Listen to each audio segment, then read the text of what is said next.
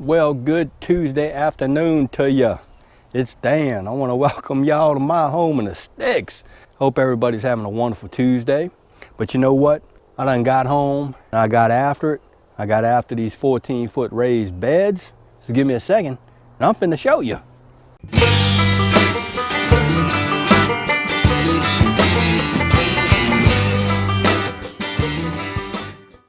All right, let's go. Here's my 14-foot raised beds. There's one over here and there's one over there. Now, these are my no-till beds. All I did on this bed over here is I had all my fall crops planted in this. I had a bunch of kale, cabbage, some collard greens, and I had some spinach in this bed right here. All I did was I cut it all under. And you could probably see a bunch of, some green stuff laying around. That's okay. This whole bed, well, 3/4 of this bed was mulched, and so all I did was I cut all the mulch under and I no-tilled it. I really like that method of growing. It works really well, so I'm just gonna stick with it. I think this year I'm just gonna go on and put me a bunch of two 14-foot rows of purple hull peas back in that bed. As far as this 14-foot bed over here, I had a bunch of cucumbers and I had some pole beans in this guy right here. I'm just gonna reuse this bed and do it like I did last year. Somebody may say, hey, what about crop rotation? I don't know, second year, I don't think it's really gonna be a problem. We finna find out. But that's what it's looking like. Soil is incredibly loose and I'm liking it. That's what I want. You can ball that soil up, stay in the ball, you drop it down on the ground, it breaks up. That's what I'm looking for, y'all. That's what I'm talking about. Lord of mercy, we're gonna grow some stuff. But what I done did was I added in some 5-8-21 fertilizer right here. This is what I use. It's Rainbow Plant Food 5-8-21. I've used it several times in the past and it has worked wonderfully. With this slow release fertilizer, and it's a granule fertilizer, you could actually spread it out, broadcast it into your raised beds or your garden, cut it under, and you could probably plant the next day without any plant burn or anything like that. I will say I've used it in this bed right here with my purple hull peas.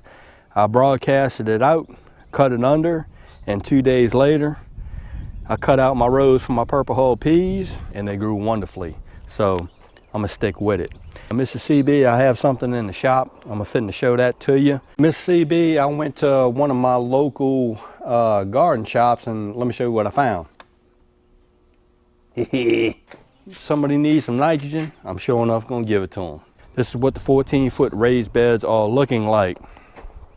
Quite happy with it. The reason why I decided to go ahead and get these beds prepared and fertilized with the 5-8-21 is tonight we are expecting a really good rain, and I'm talking about a sure enough good rain. So that rain is going to soak down in that soil, it's going to break down that fertilizer, and hopefully this weekend we can get to planting and be good to go. So that's what I did today, and Lord of mercy, I spent several hours working on these 14-foot raised beds. You got to maintain them. But we finna walk over yonder to that feed shed. I'm gonna show you what else I done did. Hey, come on, let me show you. We're over here by this feed shed. Ooh, the light's still working too. What I done did is I went ahead and upgraded my solar charge controller. This is Renogy ViewStar solar controller. Probably not gonna see all the functions on it because it's a little dark up in here, but of course we can see everything. But I probably will not be able to show you this thing because it's a little dark in here.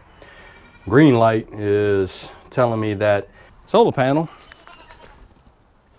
up yonder is still charging, and there is actually no sun out right now. It's quite cloudy.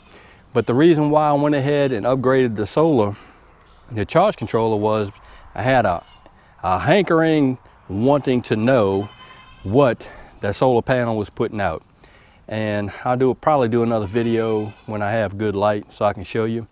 But This solar charge controller tells me what the solar panel is putting out as far as voltage and amps. It also tells me what it's putting into the battery from the charge controller to the battery.